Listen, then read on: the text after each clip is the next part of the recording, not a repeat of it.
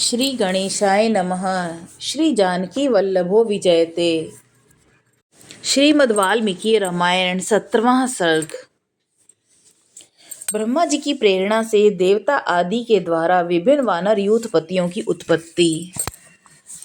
जब भगवान विष्णु महामनस्वी राजा दशरथ के पुत्र भाव को प्राप्त हो गए, तब भगवान ब्रह्मा जी ने संपूर्ण देवताओं से इस प्रकार कहा। देवगण, भगवान विष्णु सत्य प्रतिज्ञ, वीर और हम सब लोगों के हितैषी हैं। तुम लोग उनके सहायक रूप से ऐसे पुत्रों की सृष्टि करो जो बलवान, इच्छानुसार रूप धारण करने में समर्थ, माया जानने वाले, शूरवीर, वायु के समान वेगशाली, नीतिज्ञ, बुद्धिमान, विष्णु तुल्य पराक्रमी और किसी से परास्त न होने वाले, तरह तरह के उपायों के जानकार, दिव्य शरीरधारी तथा अमृत भोजी देवताओं के समान सब प्रकार की अस्त्र विद्या के गुणों से संपन्न हों। प्रधान प्रधान अप्सराओं, गंधर्वों की स्त्रियों, यक्ष और नागों की कन्याओं, रीछों की स्त्रियों, विद्याधारियों, किन्नरियों तथा वानरियों के गर्भ से वानर रूप में अपने ही तुल्य पराक्रमी पुत्र उत्पन्न करो। मैंने पहले से ही यक्षराज जामवन की सृष्टि कर रखी है। एक बार मैं जम्भाई ले रहा था, उसी समय वह सहसा मेरे मुंह से प्रकट हो गया।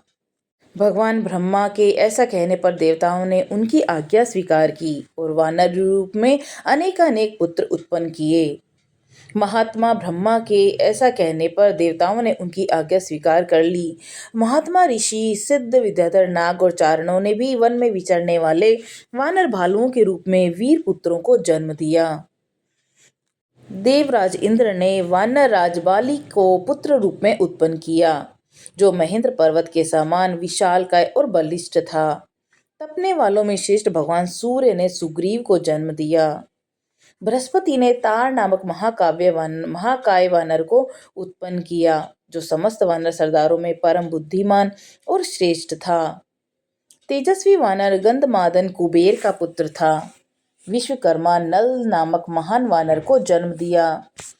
अग्नि के समान तेजस्वी श्रीमान नील साक्षात अग्निदेव का ही पुत्र था। वह पराक्रमी वानर तेज, यश और बलवीर से बढ़कर था। रूप वैभव से संपन्न सुंदर रूप वाले दोनों अश्विनी कुमारों ने स्वयं ही मंद और द्विविद को जन्म दिया था। वरुण ने सुषेण नामक वानर को उत्पन्न किया और महाबली पर्जन्य ने शरभ को जन्म दिया। हनुमान नाम वाले ऐश्वर्यशाली वानर वायु देवता के औरस पुत्र थे।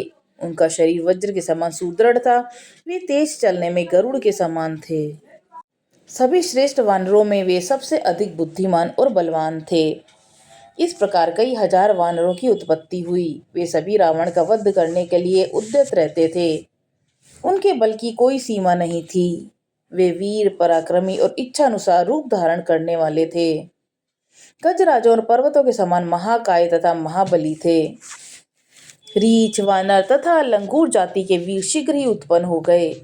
जिस देवता का जैसा रूप, वेश और पराक्रम था, उससे उसी के समान पृथक पृथक पुत्र उत्पन्न हुआ। लंगूरों में जो देवता उत्पन्न हुए, वे देवावस्था की अपेक्षा भी कुछ अधिक पराक्रमी थे।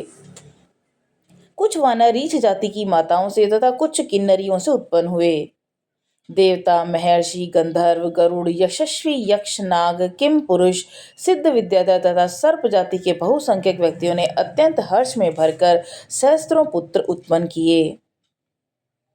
देवताओं का गुण गाने वाले वनवासी चारणों ने बहुत से वीर, विशालकाय वानर पुत्र उत्पन्न किए। सब जंगली फल फूल खाने वाले थे। मुख्य मुख्य अप्सराओं, विद्याधारियों, नाग कन्याओं तथा गंधर्व पत्नियों के गर्भ से भी इच्छानुसार रूप और बल से युक्त तथा स्वेच्छानुसार सर्वत्र विचरणे करने में समर्थ वानर पुत्र उत्पन्न हुए। वे दर्भ और बल में सिंह तथा व्याघ्रों के समान थे। पत्थर की चट्टानों से प्रहार करते और पर्वत उठाकर लड़ते थे। वे सभी नख और दांतों से भी शस्त्रों का काम लेते थे। उन सबको सब प्रकार के अस्त्र शस्त्रों का ज्ञान था। वे पर्वतों को भी हिला सकते थे और स्थिर भाव से खड़े हुए वृक्षों को भी तोड़ डालने की शक्ति रखते थे। अपने वेग से सरिताओं के स्वामी समुद्र को भी शुद्ध कर सकते थे। उनमें पैरों से पृथ्वी को विदीर्ण कर डालने की शक्ति थी। वे महासागरों को भी लांघ सकते थे। वे चाहे तो आकाश में घुस जाएं, बादलों को हाथों से पकड़ ले और वन में वे वेग से चलते हुए मत वाले गजराजों को भी बंदी बना लें। घोर शब्द करते हुए आकाश में उड़ने वाले पक्षियों को भी वे अपने सिंहनाद से गिरा सकते थे।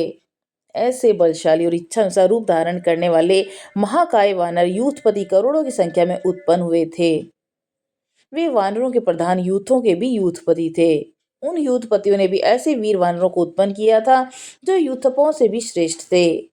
वे और ही प्रकार के वानर थे, इन प्राकृतिक वानरों से विलक्षण थे और उनमें से सहस्त्र वानर यूथपति यक्षवान पर्वत के शिखरों पर निवास करने लगे। दूसरों ने नाना प्रकार के पर्वतों और जंगलों का आश्रय लिया। इंद्र कुमार बाली और सूर्यनंदन सुग्रीव ने ये दोनों भाई थे और समस्त वानर युद्धपति उन दोनों भाइयों की सेवा में उपस्थित रहते थे। इस प्रकार वे नल, नील, हनुमान अन्य वानर सरदारों का आश्रय लेते थे। वे सभी गरुड़ के समान बलशाली तथा युद्ध की कला में निपुण थे। वे वन में विचरते हुए सिंह, व्याघ्र और बड़े बड़े नाग आदि समस्त वन जंतुओं को रौंद डालते थे। महाबाहु वाली महान बल से संपन्न तथा विशेष पराक्रमी थे।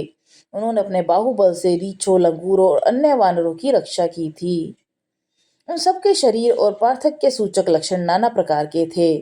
वे शूर वीर वानर पर्वत, वन, समुद्रों से समस्त भूमंडल में फैल गए। वे वानर युद्धपति मेघ समूह तथा पर्वत शिखर के समान विशालकाय थे। उनका बल महान था। उनके शरीर और रूप भयंकर थे। भगवान श्री राम की सहायता के लिए प्रकट हुए और उन वानर वीरों से यह सारी पृथ्वी भर गई थी।